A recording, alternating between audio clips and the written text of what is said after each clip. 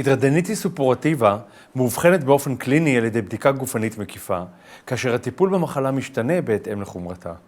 על אבחונה ואפשרויות הטיפול בה בסרטון הבא. כשמופיע הנגע הראשוני שבעור, למשל, אם קורה שאתה מרגיש איזשהו נגע רגיש וחם למגע בבית שחי, למשל, עליך לגשת או עלייך לגשת לרופא עור. ההבחנה פה היא הבחנה בעצם קלינית, ובדרך כלל אין צורך לא בביופסיה ולא בבדיקות מעבדה אחרות. מהם הקריטריונים הקליניים שנעזרים בו הקלינאים בהבחנה של המחלה הזאת? אז יש לנו 3 קריטריונים קליניים וסיפור משפחתי שמאוד עוזר לנו להגיע להבחנה.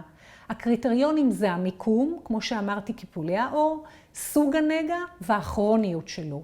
אני יכולה להדגיש שבהתחלה מאוד קשה להבדיל בין סתם מורסה רגילה שיכולה לקרות לכל אחד מאיתנו, או מורסה שהיא חלק מהביטוי של הידרדניטיס סופורטיבה. בדרך כלל גם הרופא ייקח תרבית כדי לאפיין את החיידק שמתיישב באופן משני על המורסה הזאת, ובהתאם לסוג החיידק הוא אחר כך יטפל כפי שאני אסביר בהמשך. עכשיו, מה לגבי הגישה הטיפולית? אז ללא קשר לדרגות החומרה של המחלה, יש כללים של עשה ואל תעשה. דבר ראשון, חשוב מאוד להפחית במשקל. דבר שני, צריך להפסיק לעשן, שזו בכלל המלצה טובה לכולנו. חשוב מאוד ללבוש בגדים שהם לא בגדים צמודים, כיוון שחיכוך יתר מחמיר את המחלה.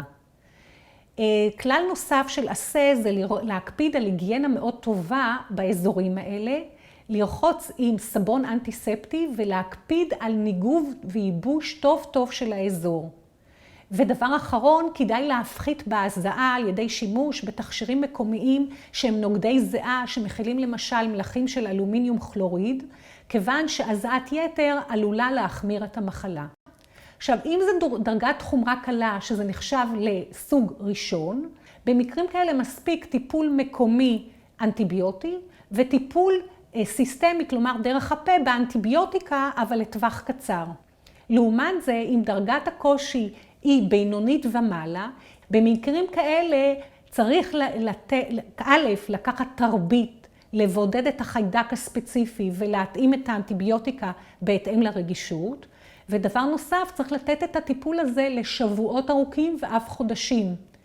פרט לאנטיביוטיקות מסוגים שונים, שאני לא אפרט כאן, יש טיפולים אחרים סיסטמיים כמו רטינואידים, טיפולים הורמונליים שמדכאים את הפרשת ההורמון האנדרוגני בנשים בלבד, לא בגברים. ובמצבים קשים במיוחד, בשנים האחרונות הוכנסו טיפולים ביולוגיים, שהם טיפולים מאוד יעילים, נוגדי דלקת במצבים של הידרדניטיס סופורטיבה. אנחנו מציעים את הגישה הכירורגית לאותם מקרים מאוד קשים שאין מוצא אחר. במקרים הקשים האלה פשוט אנחנו כורתים את כל האזור, למשל את כל האזור של בית השחי, ונותנים לריפוי שניוני, אפילו בלי שתל אור או בלי מתלה. הבעיה עם הגישה הכירורגית, ולכן אנחנו נוקטים בה רק כאמצעי אחרון, היא שא', ברוב המקרים הקשים, הבעיה היא לא בעיה מקומית רק באזור אחד, אלא בהרבה מקומות, אז מאוד קשה ליישם כזאת גישה כירורגית נרחבת, שברור שההחלמה אחריה היא מאוד מאוד קשה.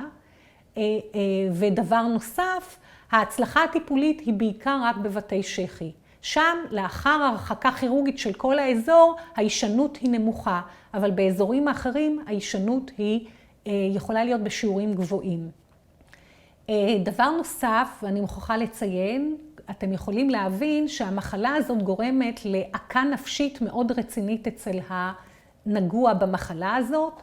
בעצם המחלה הזאת פוגעת בכל מעגלי החיים, הן התעסוקתי, הן החברתי והן המשפחתי, ולכן מאוד מאוד מאוד חשוב לתת להם גם תמיכה נפשית. מה שחשוב בכל אופן לציין שוב שרוב החולים הם חולים בדרגות חומרה קלות, אפילו בינוניות. הטיפולים השמרנים של היגיינה מקומית, של סבונים, של טיפול אנטיביוטי סיסטמי וטיפולים אחרים סיסטמיים ותמיכה נפשית או אפילו טיפול פסיכולוגי, עוזרים מאוד לחולים לחזור לעבודה, לקיים קשרים בין אישיים, ואני יכולה לספר לכם שמניסיוני, רוב החולים מצליחים לחזור לתפקוד מלא.